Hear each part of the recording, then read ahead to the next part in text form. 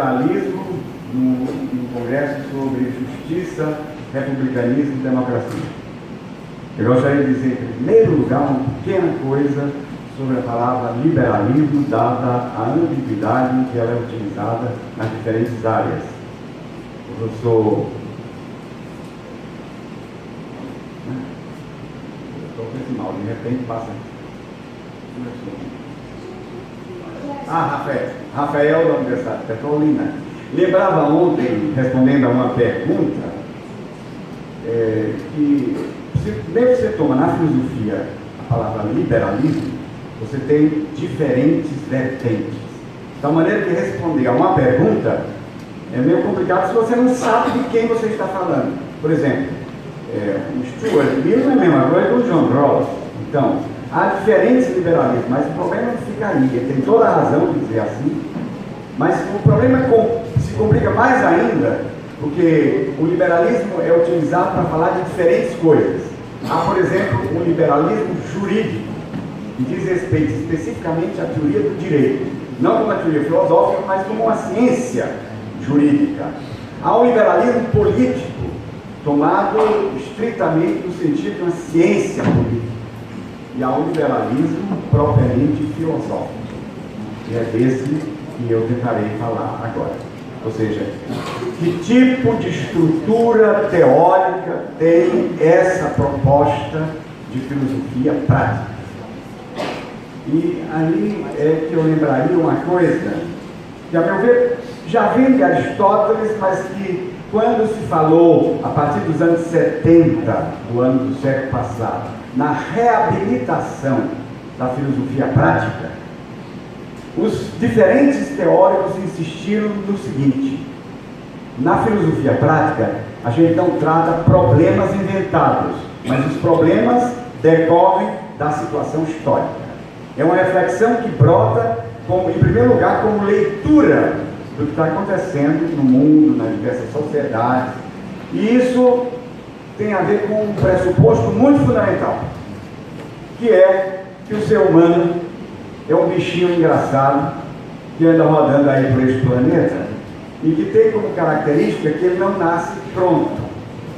Pelo contrário, ele nasce uma grande interrogação. A vida dele é construível ou não, quer dizer, a possibilidade do fracasso.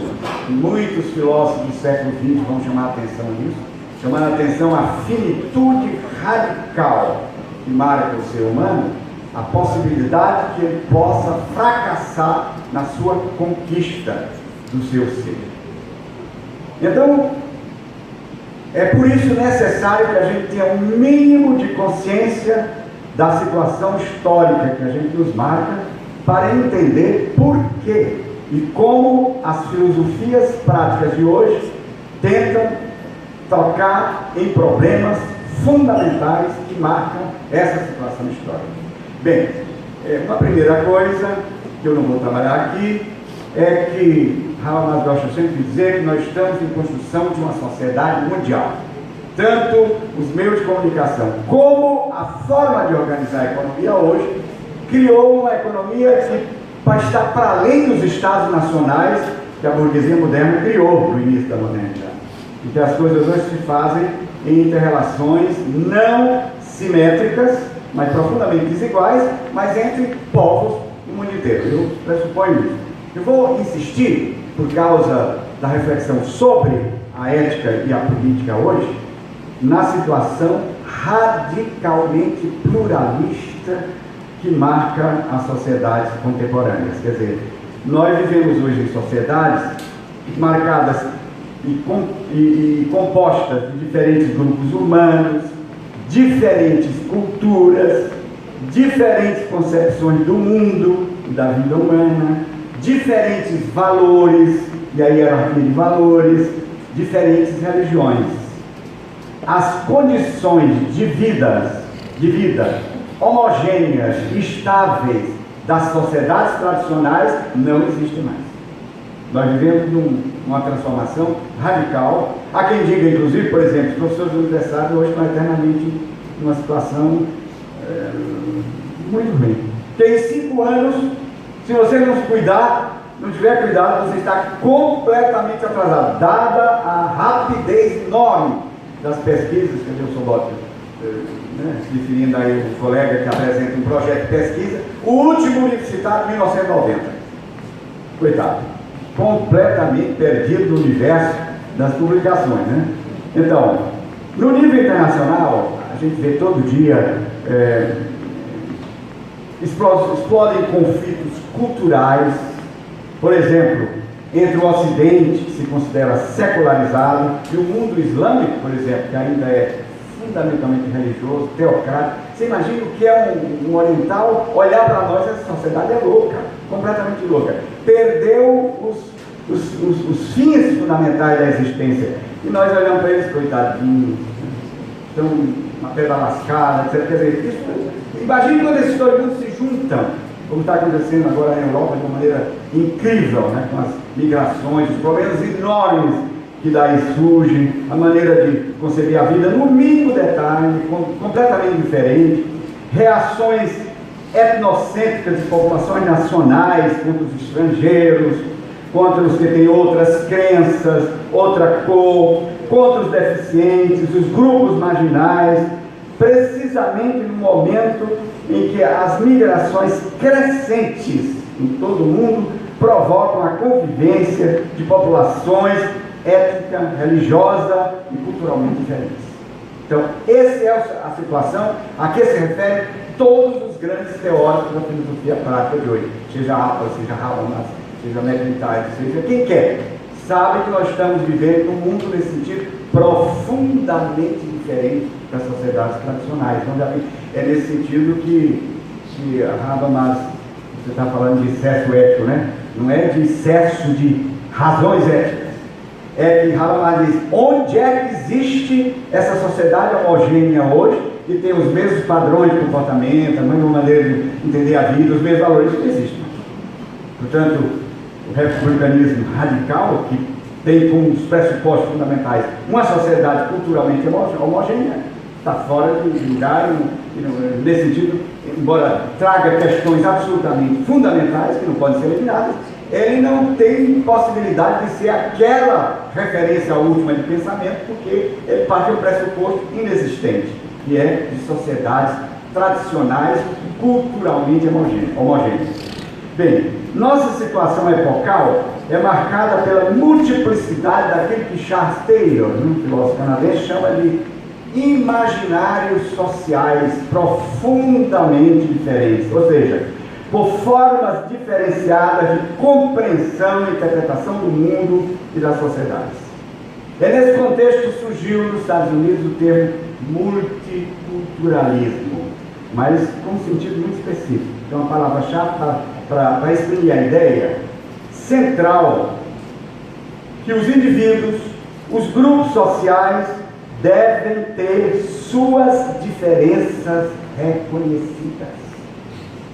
E, portanto, diferença não deve ser algo menosprezado, como se levasse a humanidade para trás. É uma riqueza.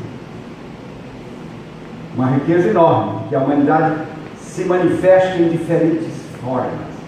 Quer dizer, nós temos tantas potencialidades que as diferentes formas vão mostrando as diferentes maneiras de ser homem, e isso é uma riqueza. Daí as grandes exigências hoje do reconhecimento das diferenças em sociedades que são basicamente pluralistas, e se fala hoje de uma demanda do reconhecimento, que faz com que muitos cientistas sociais hoje digam, um cientista social como Habermas, por exemplo, não encontrou a razão última dos conflitos sociais, que é um conflito de respeito à diferença de reconhecimento. Alguns pensadores afirmam que essa problemática nos levou a compreender a necessidade de pensar a nossa situação a partir de novo ângulo, de novos paradigmas. Os paradigmas que nós criamos até há bem pouco tempo já não dão mais conta desse desafio novo, que é pensar as diferenças existentes no mesmo contexto social. Nessa situação, as convicções fundamentais e as formas de comportamento, os sistemas normativos, as formas de vida e as instituições da tradição perderam a sua evidência.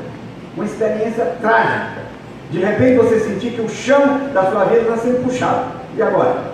Aquilo em que eu acreditei firmemente, de repente vem um outro e diz: eu estava contando para o pastor Botas que eu, quando cheguei na Alemanha, peguei logo de início uma situação assim, conversando com um rapaz da Tunísia. E ele falou uma coisa, eu explodi e disse: ah, engraçado, você diz isso porque você veio num país que é o Brasil, que é uma cultura fundamentalmente cristã, eu sou de outra cultura, não tenho nada a ver com o que você disse. Então, e esse choque, de repente, você diz: peraí. Quer dizer, aquele choque que fala: mas nós vivemos em certos horizontes de compreensão da vida e só nos damos conta que vivemos neles quando nós nos chocamos com o diferente. É o choque hermenêutico que fala: aquilo que eu considerava o óbvio não é o óbvio, né? Como por exemplo, eu tantas vezes fui chamado no hotel que era perto lá da casa do estudante que eu morava na Alemanha para explicar aos brasileiros que eles tinham que pagar os banhos que tomavam. Porque como tomar banho no Brasil, desde que nós, lá em Fortaleza, nós falamos, a Índia e Iracema, do lado de Mel, que tomava banho na Lagoa de Messejana, todos nós aprendemos a tomar banho. Todo dia achamos que isso é o normal e o absoluto para todo mundo. Não é verdade. Então, é o choque com essas diferenças que levanta problemas que antes não apareciam. Então, eles são fundamentais. Absolutamente fundamentais. Bem, isso pode provocar uma crise de sentido radical da vida humana, de orientação. Você saber que agora, para onde é que eu vou? Afinal de contas, de legitimação das ações. A questão mais grave e que toca profundamente o sentido das nossas ações nesse mundo é se, nesse contexto, é possível e tem sentido encontrar minimamente rumos normativos. O que existe? Ou nós estamos no anything goes. Tanto vale, qualquer coisa vale, né? Quer dizer, existe uma alternativa ao sistema vigente em que nós vivemos, marcado por tantas injustiças, tantas formas de exploração. Como é que nós podemos justificar essa alternativa? Baseado em quê? Nós não vivemos uma dissolução radical de todos os valores? Não é essa a experiência fundamental que a gente faz? Nossa população no Brasil, por exemplo, não é profundamente marcada, embora de contrário, por racismo, por machismo, por homofobia, pela aceitação da miséria e da desigualdade como algo natural, por preconceitos que discriminam pessoas, por etnia, por classe social, por escolhas sociais, por religiões, por profissões, tudo isso aceito como algo perfeitamente natural. Vivemos tranquilos fazendo isso. Nessa situação de domínio dos sistemas financeiros e no contexto de extremo filanismo, como fica a nossa ação no mundo? Como é que nós justificamos o que fazemos? Como enfrentar o novo individualismo que se difunde em nível mundial?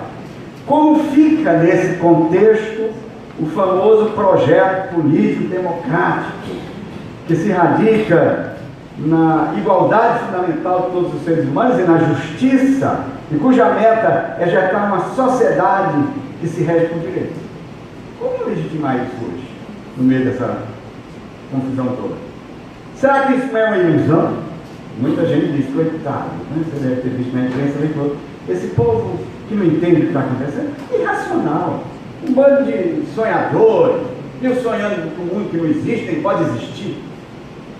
Então, a saída seria então uma capitulação. Diz: olha, não tem jeito mesmo. Em virtude de uma impossibilidade que nos leva a uma resignação diante de um mundo que nos destrói a natureza, as bases da vida humana, numa cultura em que passa por uma crise generalizada de valores. Então, responde-se a essa situação de uma maneira adequada, pondo o valor do dinheiro acima de todos os valores e transportando para as relações humanas critérios, valores e métodos do mercado? Será que essa é a saída? Dizer assim, não tem jeito. Ou antes, essa situação constitui um risco que nos ameaça a todos e se revela ao mesmo tempo como uma chance de organizar a nossa vida de forma mais justa e criativa. Ainda se pode falar com algum sentido nesse mundo de ação política.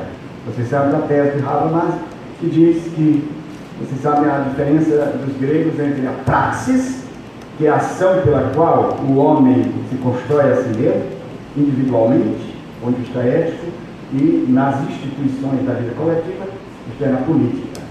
E ele defende a tese que nas sociedades contemporâneas a praxis, nesse sentido estrito, foi substituída pela poiesis, quer dizer, pelo fazer material, pela construção de objetos. Nós viramos nós mesmos objetos construídos.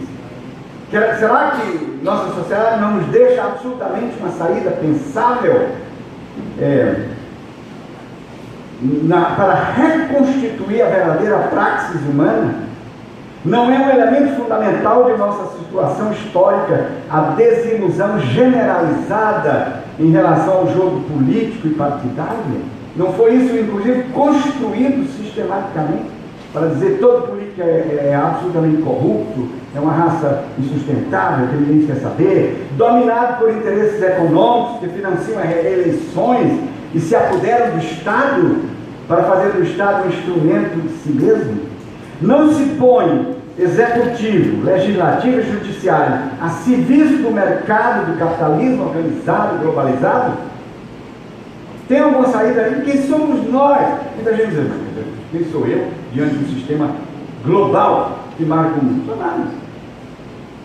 O que significa, afinal, política no mundo marcado por esse projeto de sociedade em que vige a tese que o mercado é a melhor resposta para solucionar a questão da satisfação das necessidades e desejos humanos numa sociedade moderna baseada na divisão social do trabalho. Aqui estou submetindo exatamente a doutrina neoliberal, que diz a economia moderna é uma economia extremamente complexa. Essa teoria foi gestada no nosso tempo. Claro, tem bases do século XVII, XVIII, mas ela foi retomada fundamentalmente pelo grupo chamado da Escola de Chicago, onde Hayek e Friedman são os nomes mais conhecidos aqui no Brasil, que dizem simplesmente o seguinte: uma economia moderna é uma economia de milhares de produtores, e esses produtores, cada um tem seus objetivos, e qualquer tentativa de um planejamento global da vida econômica é destinada ao fracasso, porque ninguém tem condições de conhecer todas as intenções dos produtores. Então, a única saída possível é estabelecer um mecanismo impessoal que termina regendo a vida de todo mundo. E esse mecanismo, escolhido pelo neoliberalismo, é o mercado. Ele deve agir para resolver todos os conflitos, levar uma harmonia.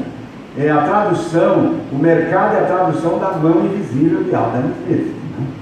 Bem, o princípio eixo desse projeto é que cada indivíduo é livre para buscar a satisfação de suas necessidades, num sistema econômico dotado de leis internas que tornam isso possível sem nenhum plano imposto pela autoridade estatal.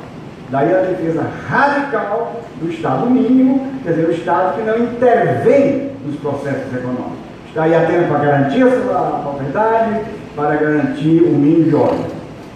Quanto mais essa sociedade é deixada em si mesmo, tanto melhor funciona a sua lógica. Portanto, quanto menos ação política, quanto melhor para a vida social. O poder hoje se deslocou radicalmente e está nas mãos dos gigantes econômicos que ninguém escolheu e que ninguém pode controlar. Como legitimar e criar, então, nesse contexto, estruturas de convivência que possam minimamente garantir uma vida em comum igualitária? Essa é a situação em que se refez os anos 70, assim chamada revolução, filosofia prática. E o liberalismo político foi a primeira proposta. Então, vocês estão vendo? Uma teoria política é uma teoria, quando eu realizada em nosso contexto, que tem a pretensão de mostrar as bases normativas da ação do ser humano no mundo. Isso foi o que pretendeu o liberalismo normativo, né? Que, no fundo, se trata de uma filosofia do direito e do Estado que queria se contrapor ao positivismo jurídico, que dizia, bom, a lei, enquanto estabelecida, vale, né? A lei não precisa de outra legitimação, além de ela ser posta. Então, se tratava de dizer, de ter uma certa e essa posição tem uma desconfiança fundamental contra qualquer tentativa de formação normativa de princípios da ação individual e das instituições que marcam a vida coletiva. É esse o contexto teórico em que renasceu a filosofia política. Eu estou dizendo que sempre renasceu, porque normalmente, acho que a Sinara não vai ser contra, os teóricos da filosofia prática consideram a publicação do livro de Rawls, em 1970, nos Estados Unidos, como um certo ponto de partida que provocou aí uma retomada da filosofia política, que quis restabelecer pelo menos suas ligações com o pensamento político da modernidade, né, que tinha se articulado de Hobbes a Kant, né? Então, há uma ideia de que a razão é puramente procedimental. Habermas explica isso logo no começo das obras, vai dizer assim: nenhuma teoria do sujeito, enquanto fonte de sentido de tudo, como Kant, por exemplo, imaginou, nem uma teoria que diz a natureza toda, o real todo é racionalmente estruturado e a referência a ele é o critério a partir de onde você pode pensar a cidade, como por exemplo Platão ainda dizia, né? Physis e nomos, natureza e lei estão em uma correspondência fundamental. A cidade tem a tarefa de reproduzir a seu nível as leis racionais que marcam o mundo. Nenhuma coisa nem outra. A racionalidade hoje é decidida por quê? O que é racional na concepção moderna de racionalidade? Diz Habermas: os procedimentos com que se trabalha. E isso é que é fundamental, independente dos conteúdos em questão. Então, a filosofia prática moderna, ela renasceu com a tarefa de reconstituir uma teoria que pudesse fundamentar bases normativas, seja para a ação individual, seja para a ação coletiva e para o produto dessa ação, que são as instituições de base da sociedade, como Rawls vai dizer, de entrada. E a teoria dele está destinada a descobrir princípios fundamentais normativos que possam reger a constituição da estrutura de base de uma sociedade moderna. Bem, então, veja bem, é importante que nesse contexto a ciência entendida simplesmente como uma ciência de procedimentos, racional é o procedimento com que se trabalha, ela desde o início teve uma concepção de que todo saber é essencialmente falível. É o falibilismo fundamental, e isso vai se constituir uma grande vitória para esse tipo de concepção de racionalidade, porque diz, aqui nós temos uma racionalidade aberta, nunca exaustiva, nunca há uma palavra última. Nós funcionamos enquanto os pressupostos com que nós trabalhamos não foram ainda questionados. Isso vai exprimir, por exemplo, Karl Popper muito claramente, né, contra a teoria da verificacionalidade das hipóteses científicas. A gente esclarece, não podemos jamais demonstrar de modo definitivo nada. Nós trabalhamos com conjecturas. Enquanto alguém não provar que essas conjecturas não funcionam mais, a gente pode continuar trabalhando com elas. Então, um pensamento nesse sentido considerado aberto, provisório e progressivo. Então, os filósofos perguntaram assim: será que nós não somos exatamente o oposto? Nós sempre levantamos a pretensão de ter uma teoria última, a última palavra, exaustiva, que diz tudo, que é completa, nesse sentido, absoluta. Olha, isso é de entrada um questionamento radical para a elaboração da estrutura de uma teoria filosófica. O filósofo quer construir teoria. Como é que era? Bem, então, nesse contexto, eu defendo fortemente a tese que a modernidade mudou radicalmente o sentido de uma teoria filosófica. Eu interpreto o mundo antigo, grego, medieval, como uma proposta de uma teoria que me dissesse o que é o mundo, o que é o universo, o que é o todo da realidade nas suas estruturas fundamentais. Isso agora vai ser considerado impossível, por muitas razões. E a filosofia vai falar em quê? Uma teoria epistemológica, no sentido que ela se torna uma teoria de fundamentação de princípios, seja os princípios da ciência, seja os princípios da ação. Não é por acaso, gente, que Kant escreveu uma crítica da razão pura e escreveu uma crítica da razão prática, e depois tentou fazer uma síntese fundamental. Ele ainda guardou a ideia de um conhecimento arquitetônico, de um sistema, que não é mais possível como era no passado, mas pelo menos como se, que é a grande problemática da crítica do juízo. Mas então Kant tentou fundamentar as ciências modernas na crítica da razão pura e tentou fundamentar a ação humana na crítica da razão prática. Então a filosofia é uma teoria como ele diz, que vai tematizar as condições de possibilidade e de validade dos princípios do conhecimento humano e da ação humana. Então, nós estamos numa fase de epistemologização, que ainda persiste.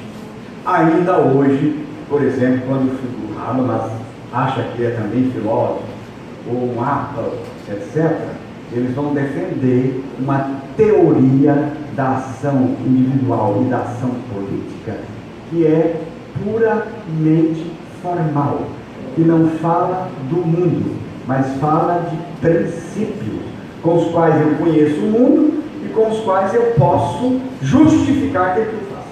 Quer dizer, uma teoria do mundo, ou uma ontologia, no sentido que os gregos fizeram, a palavra é moderna, mas como os gregos fizeram, isso é impensável, né? Porque isso é uma coisa que foi destruída radicalmente, segundo eles, pela racionalidade vigente da modernidade. A modernidade teria sido a eliminação radical. A única tarefa que ainda sobra para a filosofia é essa, de ser uma teoria das condições de possibilidade, ou seja, uma teoria epistemológica cristã, que é a base dos princípios que regem o conhecimento científico e que regem a ação humana. Bem, como é que fica então agora a ciência prática? Ou a filosofia prática? Bem, em primeiro lugar, ela tentou, como eu dizia, retomar as suas raízes histórico-espirituais na modernidade. E viu que aí tinha um elemento muito fundamental. Qual o elemento? Qual é a categoria central que marca o pensamento moderno? Hegel vai dizer a subjetividade. O sujeito é considerado um ponto de referência fundamental. E olha, aqui é importante levar em consideração uma coisa: não se trata de fazer do ser humano um único objeto de referência da filosofia. Isso nunca existiu nem existirá, presumivelmente. Mas se trata aqui de um ponto a partir de onde tudo se pensa. O ponto de referência a partir de onde todas as questões tradicionais são pensadas, postas e determinadas. Um ponto de determinação.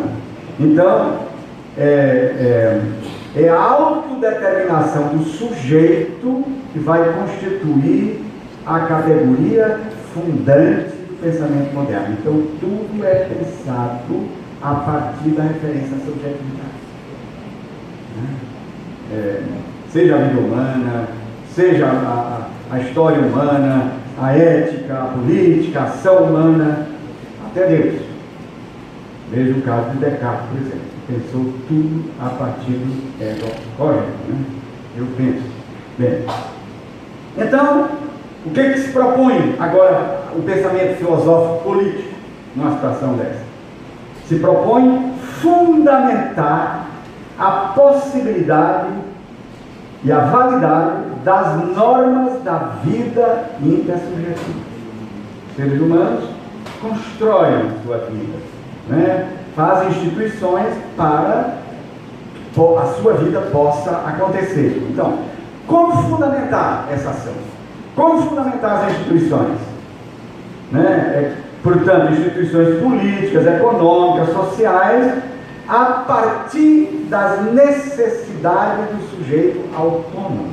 O ponto de referência última, embora não sempre explicitado, é o sujeito autônomo. E é nesse sentido que se pode falar aqui de um individualismo liberal. Nesse sentido, eu estou advogando aqui a dizer que a filosofia política do liberalismo moderno é uma forma de filosofia da subjetividade. Ela tem a subjetividade como seu ponto de referência último. E pensa então os valores morais, as instituições políticas, econômicas, etc., a partir da referência ao sujeito. Então, nesse sentido, se vai tomar aqui um elemento fundamental para pensar as relações intersubjetivas no mundo moderno, que vai ser a categoria central das teorias políticas modernas, a teoria do contrato social. Veja, Locke, Rousseau, Berkeley, todo esse pessoal que pensou na modernidade, inclusive Kant, Rawls vai retomar isso, não estamos falando diretamente de contrato, mas, por exemplo, quando fala da posição original, que é a referência fundamental para a teoria, volta a esse problema fundamental. O contrato está no centro daquilo que constitui uma filosofia política moderna. Ou seja, a realidade social se constrói através de um contrato entre sujeitos livres e iguais. E a esse contrato é submetida toda a vida humana. Essa nova concepção de liberdade como autonomia do sujeito privado, você sabe que os textos das filosofias práticas do século XX se convencionou distinguir entre liberdade dos antigos e liberdade dos modernos, né? Certamente todos vocês conhecem isso. A liberdade dos antigos é aquela que é pensada a partir da referência à comunidade. A polis era a referência fundamental para o grego. O sujeito fora da polis, como é também nas religiões, você imagina um judeu fora do povo judeu, impensável, né? É uma característica básica de sociedades tradicionais. Já a modernidade vai pensar tudo a partir do sujeito. Então, a liberdade moderna é pensada a partir da referência de um sujeito autônomo. Então, a palavra autonomia quer explicar exatamente isso. Não há nenhuma referência a algo externo em si. Mesmo externo é pensado com referência ao sujeito. Quer dizer, nem vontade de Deus, nem uma natureza racional pode ser o fundamento de uma norma moral ou política. Essa tem que ser encontrada no sujeito autônomo. E é isso que constitui o assim chamado individualismo liberal. E quer dizer aqui fundamentalmente isso. A referência fundamental dessa teoria política é o sujeito, a autonomia do sujeito. Como conseguir a autonomia? Isso é que é pensável numa perspectiva como essa. Então, essa maneira de compreender a liberdade, por exemplo, ela estava presente, por exemplo, no Bill of Rights, na Inglaterra, ou na Constituição Americana de 1787, na Revolução Francesa de 89, nas lutas de independência da América Latina, das colônias europeias da América Latina, onde os intelectuais foram marcados por esse tipo de teoria. Então, elas estiveram por trás dessa grande revolução que constituiu a formação de uma sociedade moderna. Quer dizer, ela terminou fazendo o motor da história social e, portanto, a pressuposição fundamental da autocompreensão das sociedades modernas. É por isso que Habermas, que é um grande moderno, você sabe que, pelo amor de Deus, me chama de pós-moderno. É uma coisa, eu posso pensar na modernidade tardia. A modernidade é contemporânea, mas pós-moderno são a menor condição, que vejo os pós-modernos furiosos contra ele, né? Bem, então, O renascimento da filosofia política tem esse ponto de referência, como eu já disse, que é em 1971, a teoria da justiça do filósofo norte-americano John Rawls. E que aqui se seguiram obras de grande valor para a retomada do pensamento liberal, sobretudo nos Estados Unidos, Knox, Ackerman, Nietzsche, etc. A significação da obra de Rawls está, antes de tudo, na reconstituição da tarefa própria da filosofia política na modernidade. Ele constituiu uma revolução grande nos Estados Unidos, porque os Estados Unidos era marcado por uma tradição de utilitarismo, que era a grande teoria política do mundo inglês, do mundo anglo-saxão. Então veio o Rawls levantando problemas de direito, de liberdade, de igualdade. Isso foi uma revolução, e a gente não pode perder de vista isso. Como Sinai dizia isso, né? Dizendo que, como nossa cabeça, quando nós falamos de liberalismo, nós imediatamente pensamos no liberalismo econômico, nós nos esquecemos que o liberalismo foi uma revolução que construiu um mundo moderno com outros ideais de justiça. Se realizou outra questão, se essa teoria é suficiente é outra questão, mas a gente não pode esquecer que ela nasceu com o ideal de construir uma sociedade baseada na liberdade e na igualdade e que pudesse levar os seres humanos a superar os grandes riscos que ameaçavam a sua vida. Né?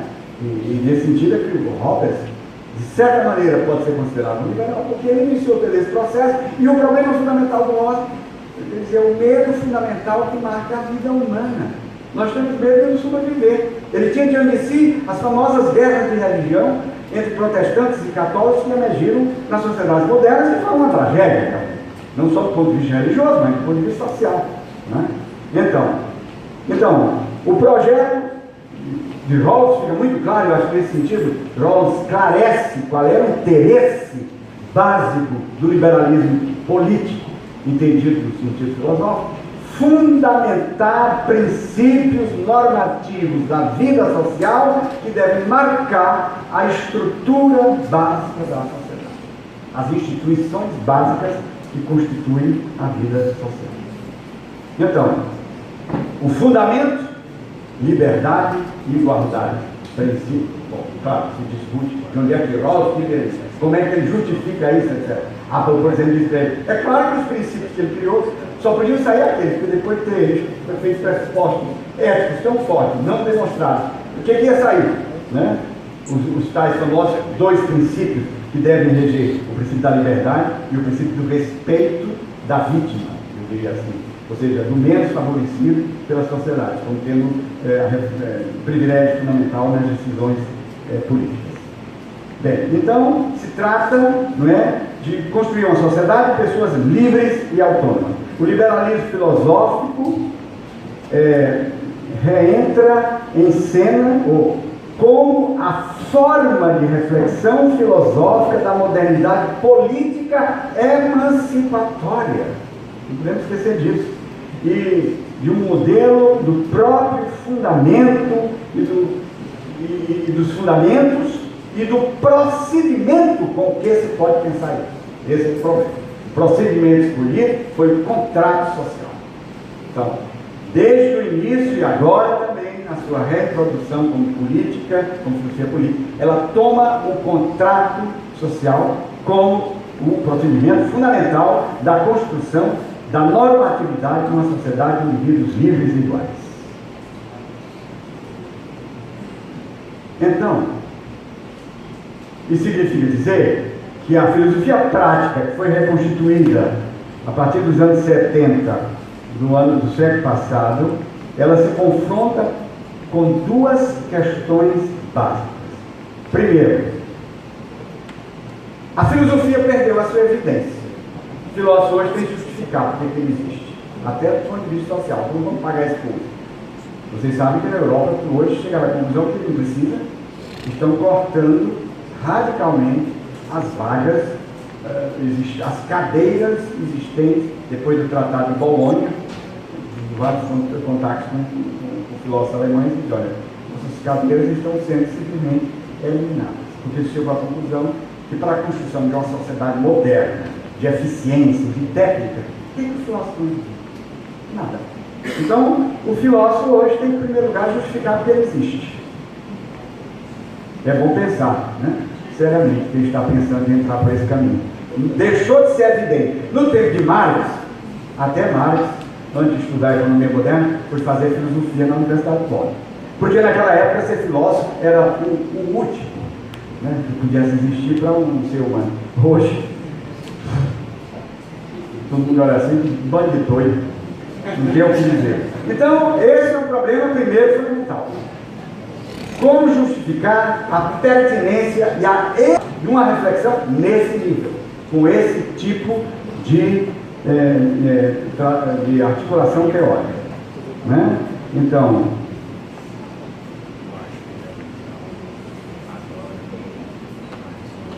uma vez admitido que tem algum sentido de fazer filosofia e filosofia prática, nós nos confrontamos com alguns problemas hoje. Por exemplo, nos que dizem a filosofia prática tem uma certa racionalidade própria, como por exemplo Habermas, Apple, Rawls e muitos outros defendem, né? E outros que dizem não tem nada de especial. Por exemplo, Luhmann, que não é um filósofo, né? Sociólogo, e Habermas, no certo sentido, é confuso. Ele termina dizendo que a filosofia de fato não tem uma verdade específica a dizer. Ele através da filosofia, no fundo, pôr os especialistas que compõem fundamentalmente uma sociedade como a nossa a refletir sobre problemas comuns, mas ela não tem uma estrutura teórica específica. Bem, agora, a segunda questão é mais grave ainda. Como, se você admite que ela tem uma racionalidade, que é possível pensar racionalmente sobre todos esses problemas que nós jogamos aqui, como fazer isso? Então aí entra o modelo transcendental como uma proposta fundamental, né? Por exemplo, seja o transcendentalismo dito fraco, como Habermas chama o dele, seja o forte, como o do Apple, seja o construtivismo normativo, por exemplo, do Rawls, né? Que estabelece de novo, como era nos pensadores modernos, uma hipótese importante que nos deve levar até lá, né? Junto a isso vem o conflito fundamental da filosofia prática contemporânea, que é da distinção entre dois tipos de modelo de reflexão: as assim chamadas éticas e filosofias políticas do justo e as éticas e filosofias políticas do bem. Então se diz normalmente uma filosofia política baseada no conceito de bem tem uma pressuposição hoje inaceitável, que é uma pressuposição ontológica. Então, como a ontologia não é possível, então só é possível a justificação na base de um procedimento formal e transcendental. Aí é que vem o grande problema. Então eu vou fazer aqui um pequeno exercício para mostrar, através da análise de dois autores, para mostrar o seguinte: o modelo fundamental escolhido pelo liberalismo como filosofia política foi o contrato. Que tipo de filosofia sai daqui? Então, tem dois autores hoje que se dedicaram a pensar isso, pensar quais são as bases teóricas de uma filosofia política liberal e o que é que uma filosofia dessa pode dar. Primeiro, o professor Wolfgang Kersten, que diz que vai fazer uma análise semântica da categoria de contrato para saber o que é isso, o que as teorias do contrato, que se propõe hoje como a proposta fundamental de racionalização das questões que dizem respeito à ação humana no mundo. O que é isso? O que significa isso? Bem, primeira coisa que se diz: o contrato não é, em primeiro lugar, pensado como uma realidade histórica, empírica, mas é um contrato hipotético. É uma construção feita entre indivíduos livres e iguais no estado inicial devidamente definido, né?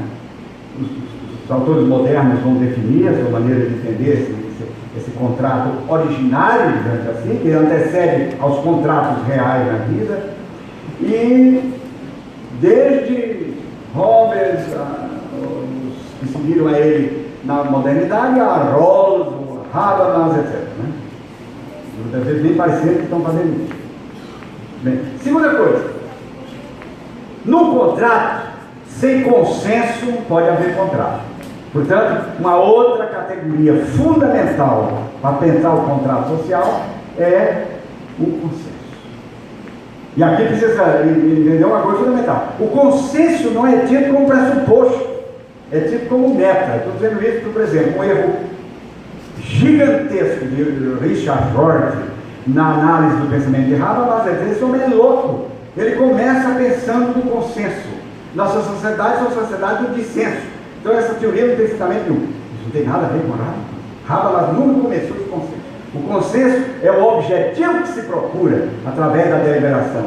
E nos hipatos de consenso, porque não existe consenso. Como é que pode haver consenso com desigualdades sociais tão gigantescas? Só para ver é possível. Que, por exemplo, na nova lei do trabalho, é possível substituir a lei pela negociação entre empregados e trabalhadores em condições iguais de vida. E vamos decidir o que o trabalhador vai ganhar. Genial! Esse país igual a esse não existe. Né? Porque você se imagina que numa desigualdade tão fundamental, meu Deus, se alguém está morrendo de fome, não aceitar qualquer minharia que é ofensiva, é óbvio. Qualquer um pode ver isso. Não tiramos direito de ninguém, pelo amor de Deus. Não diga isso. Bem, então, o que caracteriza essas teorias quer dizer, eu tinha dito há pouco, antes, que o consenso é entendido como o critério fundamental normativo de validade. Sem contrato, nada pode funcionar nessa teoria. Então, o processo mesmo para chegar ao contrato é um procedimento. Né? Portanto, nós temos aqui uma legitimação procedimental nesse sentido, dos princípios do agir político, ou seja, a legitimação não recorre mais a partir da vontade de Deus ou de uma ordem objetiva, racional, natural, o que significa dizer que o horizonte sistemático da concepção de legitimação adequada ao conceito, ao contexto sócio-histórico da modernidade é o individualismo formativo. Está em jogo o confronto entre as diversas necessidades, interesses, etc., das pessoas que devem encontrar um consenso que torne a vida minimamente possível. Né? Vocês sabem da famosa tese de Kant, como é possível pensar uma vida minimamente racional numa sociedade de loucos, ou de diabos. Né? Diabos, nós viramos diabos, entendidos como cada um buscando a sua própria vantagem. Então, como é que é possível uma vida que possa fluir numa sociedade assim? Não é? Bem, então, portanto, trata-se aqui, antes de tudo, de fundamentar o mecanismo que possibilita a construção de uma sociedade livre e justa. Então, nesse contexto, como pensar o contrato? O contrato social, em primeiro lugar, é a saída possível para a solução, repito, do problema da fundamentação de nossa vida coletiva. O problema sempre vigente é como normativamente justificar os princípios da nossa ação.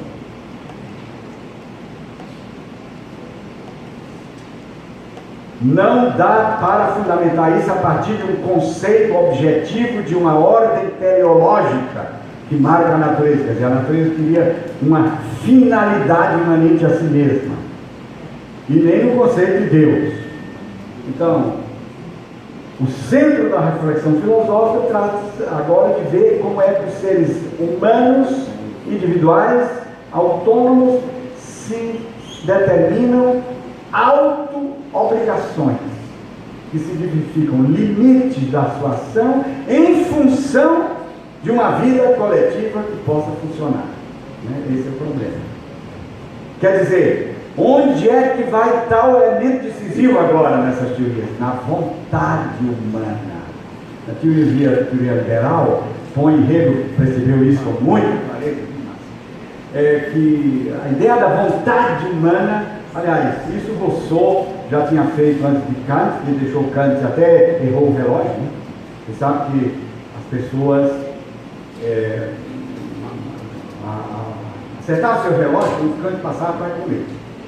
E no dia que ele leu Rousseau, ele perdeu o senso da hora. E aí atrapalhou todo mundo, né? Ele saiu depois da hora e todo mundo, como é que pode? Ele não dá certo, etc. Então, e a questão fundamental de Rousseau é o problema da vontade.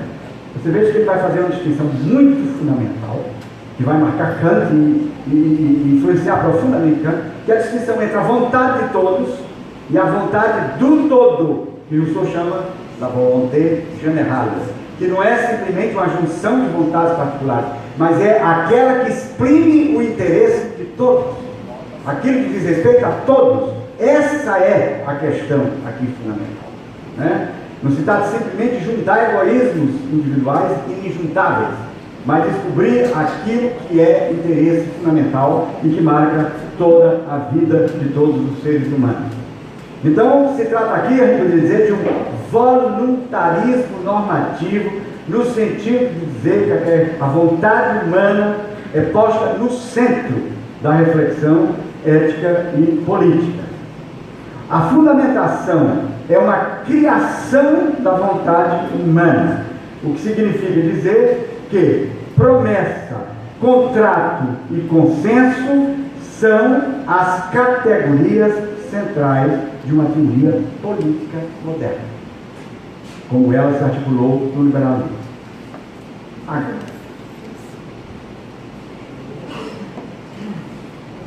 essa teoria, diz Kerstin, tem dois problemas fundamentais.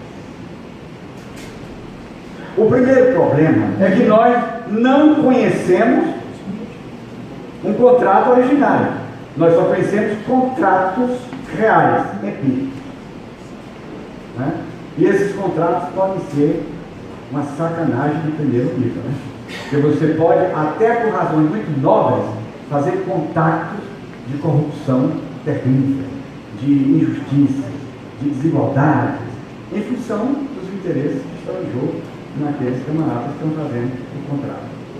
Então, contratos empíricos não pode ser a referência do filósofo, porque contratos empíricos são contingentes, passageiros, e podem, não se justificam pelo medo, são pelo fato de existir. E, portanto, mas ele tem que apelar para uma existência, uma esfera que não é empírica. Então, como é que justifica isso? Como é que fica isso? Né? Então, o contratualismo desemboca numa espécie de paradoxo. Ele não pode se referir a um contrato empírico, ele não pode ser fundamento de uma teoria universalista, como quer ser o liberalismo, e ao mesmo tempo ele não tem diante de si contrato nenhum, porque o contrato é apenas uma ideia pressuposta, etc. Uma espécie de criação. Né? Os filósofos modernos vão falar de Gedankenexperiment. É um experimento do pensamento humano. Né? Então, a relação, esse é um dos primeiros problemas fundamentais a que Kerstin vai se referir nessa problemática do liberalismo moderno. Ele tem no seu cérebro mesmo, na forma como a teoria é articulada, um problema insolúvel. Ele não pode se referir a um contrato empírico e o contrato hipotético, ele não existe. O que nós temos são contratos empíricos que podem ser radicalmente. Inclusive, eu estava pensando outro dia, depois que a Sinara falou ontem, imagine se a caixinha fosse aberta na direção do judiciário. Quanta coisa se ia descobrir. E eu pensei, e se abrisse em relação às igrejas? Que aí tem uma fundamentação radical, em nome da pregação do Evangelho. Eu vou fazer umas paracutaiazinhas aqui, porque se justifica por uma causa muito nobre. Está em jogo quem? Deus, imagine. E olha, eu não estou dizendo nada, viu? Imagine se abrissem também. Bem, segunda coisa, grande problema do contrato. O contrato apela para uma legitimação que não vem de ninguém. É isso que eu acabei de dizer. O contrato precisa de uma legislação moral. Ele por si mesmo não se justifica. Porque ele pode ser, eu posso, imagine, como quer dizer, um mundo de bandidos que fazem contratos para as coisas mais absurdas. Então, o contrato não tem em si mesmo uma legislação moral. Ele é dependente de uma legislação moral que é externa a ele.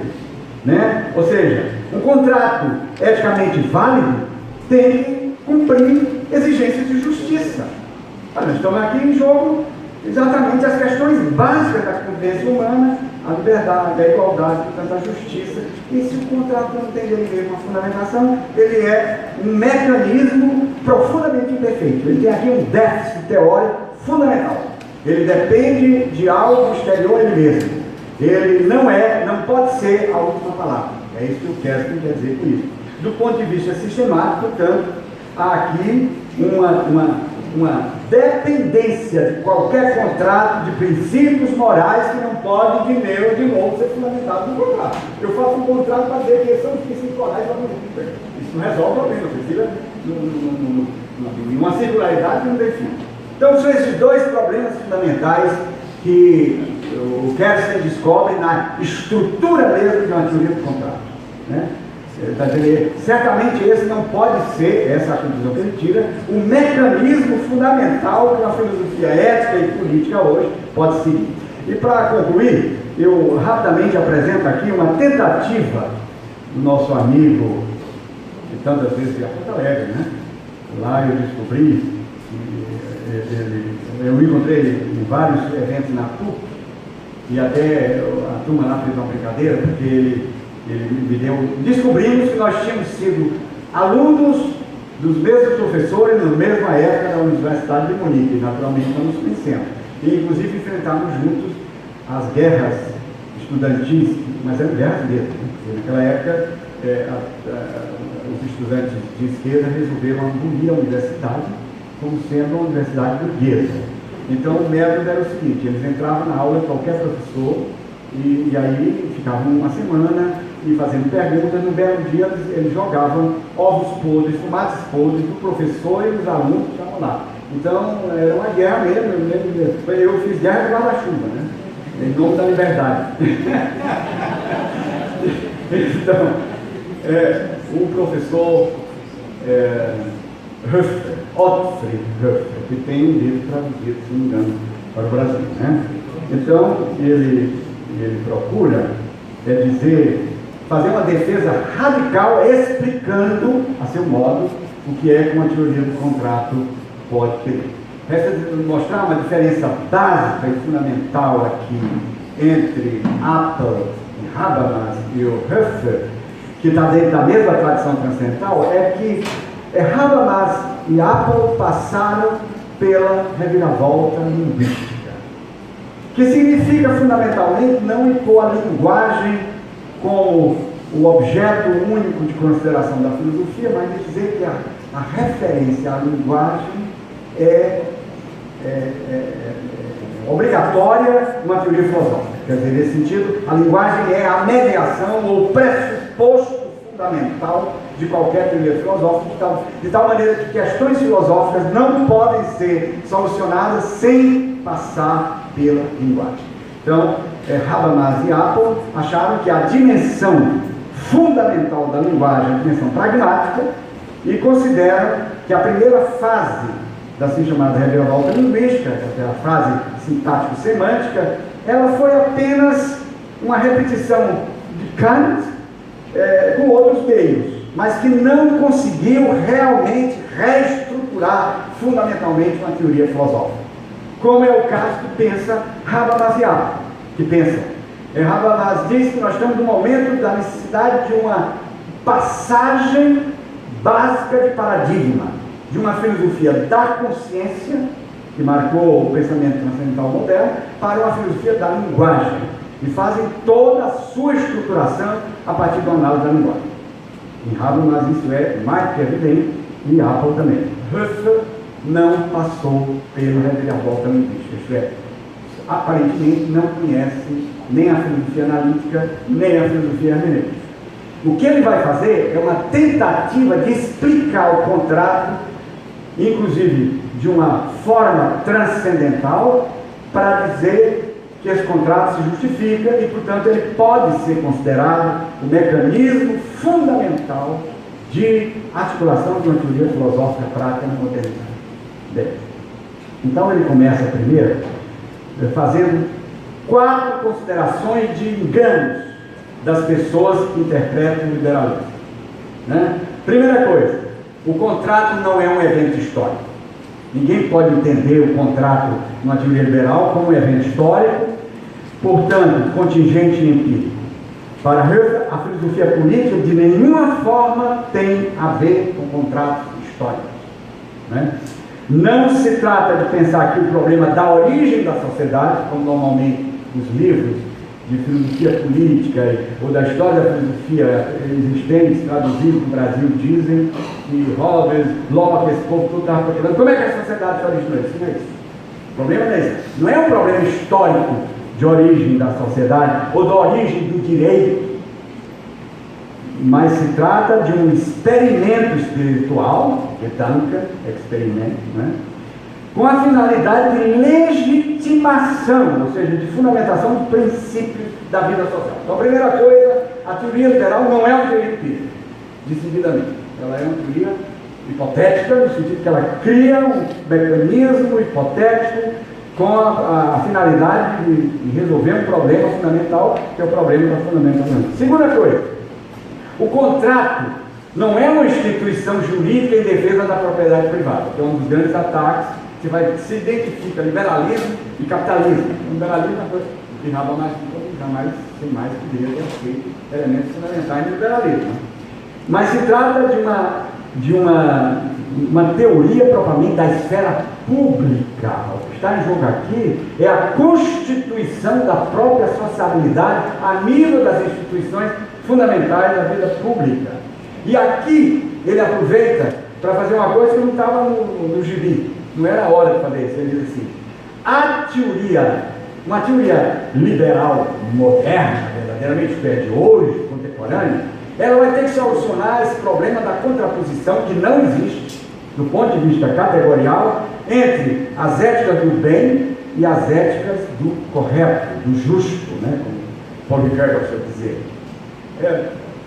A gente tem que entender o seguinte: o que é uma ética do justo? É aquilo que estabelece condições mínimas necessárias para uma vida decente, humana. Né? Vai trabalhar os direitos fundamentais. Sem direitos básicos não é possível qualquer organização política séria, etc. Então, a teoria do justo é uma teoria do mínimo necessário para a decência na vida humana. A teoria do bem é uma teoria do ódio.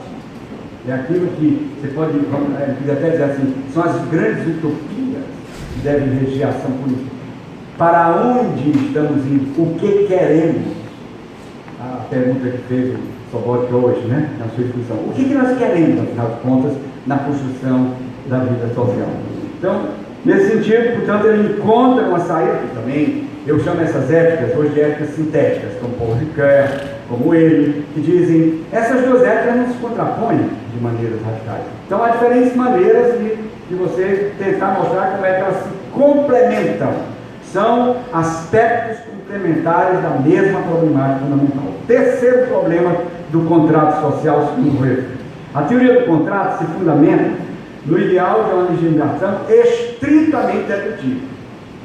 Quer dizer, ela tomou a referência no livro dele aí, que é a discussão de Apple, de dizer que há uma diferença fundamental entre aquilo que se faz na ciência, do ponto de vista argumentativo, e aquilo que se faz no físico, que é o seguinte: as ciências modernas, como são hipotéticas, conjecturais, elas podem trabalhar sem problemas com o modelo da dedução axiomática. Como as normas que tiram as suas conclusões. Tudo ok. A filosofia tem que sustentar princípios. Ora, você não pode fazer uma dedução de princípio, porque senão o princípio você é mau princípio. Se ele é deduzido, ele é derivado. Então, diz Apple, existe uma forma de demonstração que não é dedutiva. É isso que se chama de reflexão transcendental. que vai ser um processo de reflexão sobre a linguagem humana para descobrir elementos que, sob nenhuma condição, você pode negar, sob pena de entrar em autocontração. Ou seja, aquilo que a gente chama de contradição performativa. Esse é o mecanismo. Mas o Huxley não conhece isso, diz simplesmente o seguinte: não é verdade que o liberalismo pressupõe uma teoria argumentativa axiomática. Ele não é isso, você não vê isso em Hobbes, em Kant, mas também isso naquele trabalho. Né? E o quarto e o último problema que ele vê na teoria do contrato social é que a teoria subestima o poder da subjetividade. Quer dizer, ele nega aqui que a teoria liberal seja aquilo que eu acho que é.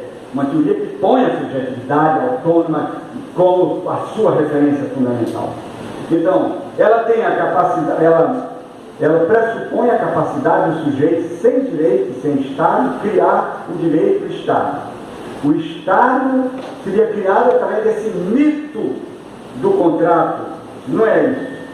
O contrato não é feito, não é um mito. O contrato é um mecanismo encontrado para enfrentar os riscos da vida humana.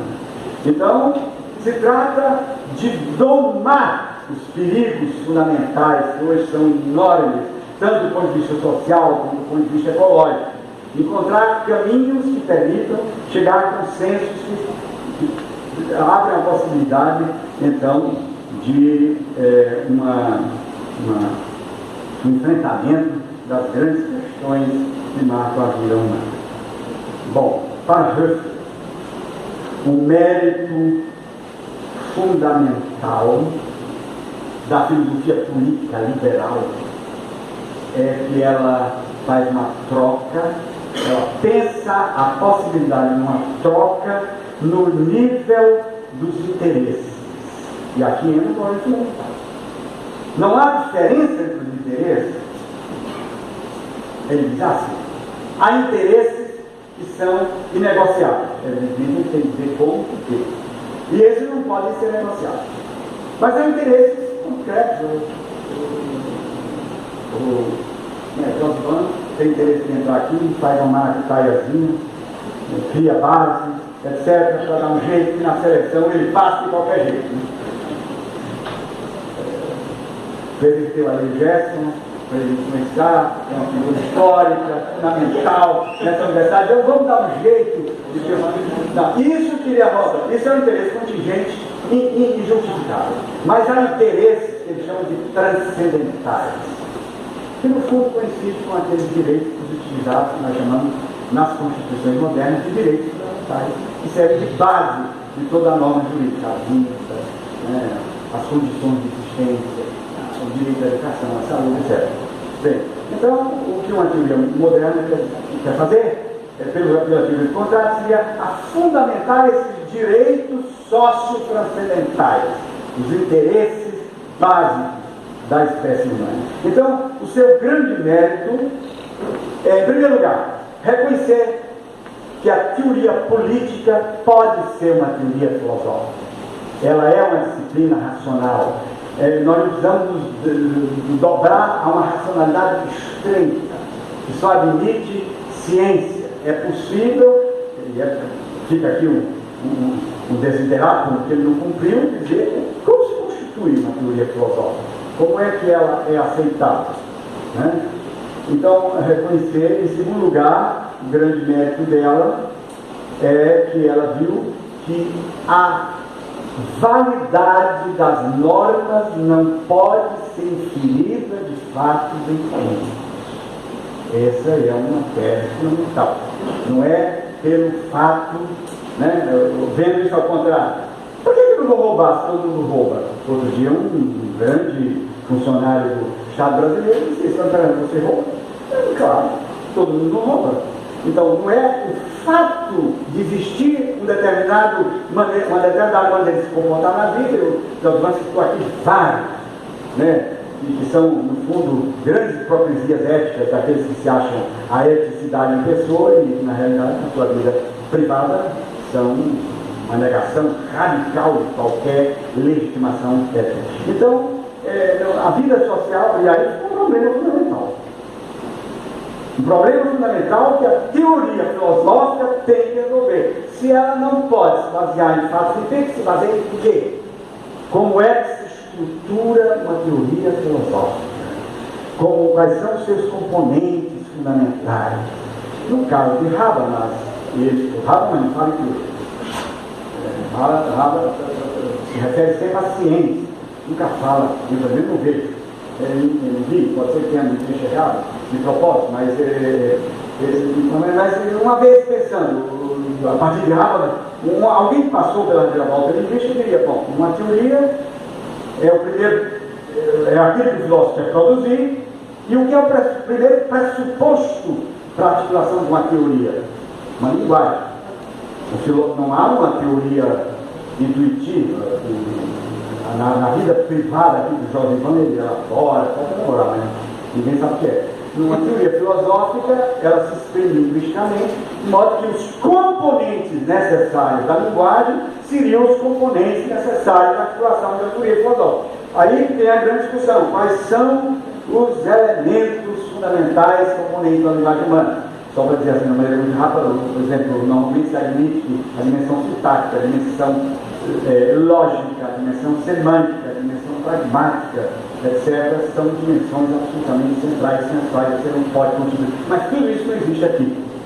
Né? Então, eu tenho que eu estou aqui apenas lembrando como questões fundamentais, que seja a constituição de uma teoria filosófica, ficam aqui nessa teoria dependentes de uma justificação mais radical, e inclusive essa ideia básica de dizer que a filosofia transcendental dele é uma transcendental diferente, porque ela não pensa só na dimensão formal, mas pensa também na dimensão do conteúdo, o que vai levá-lo depois, em matéria de filosofia prática, é dizer que uma ética deontológica pura, como a modernidade pensou, como ainda Kant pensou, e Rawls diria que não pensou só nisso, eu diria que ele terminou passando por outro lado, querendo ou não querendo. Como é que se justifica uma teoria que é de conteúdos e que trabalha com a dimensão real sem articulação de uma ontologia? Ou seja, de uma teoria do mundo, que tem a ver, então, agora também com a questão fundamental do pensamento ético e político contemporâneo, que é a justificação normativa de princípios da ação individual coletiva. Muito obrigado.